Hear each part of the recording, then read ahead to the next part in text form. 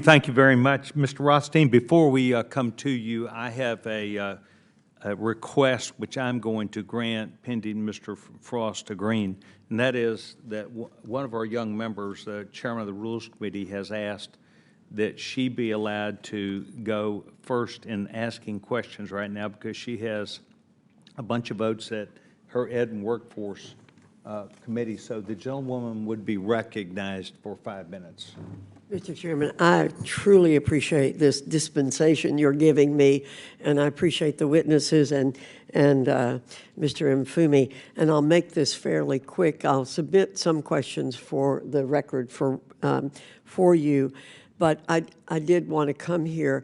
The Postal Service has always been very important to me. I'm a person that uses the Postal Service a lot. I write a lot of notes. I tell the story to people. When I was a student at Appalachian State University in the 1960s, somebody wrote me a letter. My name, Boone, North Carolina, no address. The post office delivered it to me. That is the positive feeling I have about the post office, and I want to see us have post offices like that all over the country. Now, I know it's too complicated now. Life was not quite as complicated then. But I want you to know I use the post office a lot. The people in my area use it. It's an important infrastructure for all Americans, especially those in rural areas, not only to send important documents, bills, and letters, but receive sensitive items such as medications and all kinds of important packages. My husband uses it an awful lot. Therefore, any disruption in the flow of mail through theft or other criminal interference should be taken very seriously.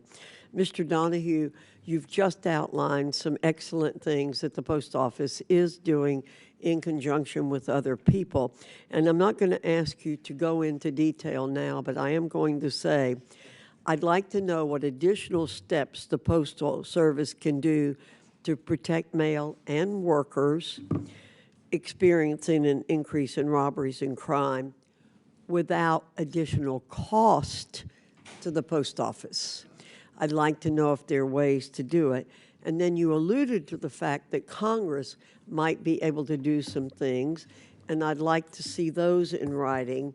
And then to all the rest of the witnesses, we want, again, constituents want to know when they put a check for their rent or utilities in the mail, they expect it to be delivered on time, not months later, and then they receive service charges and all that.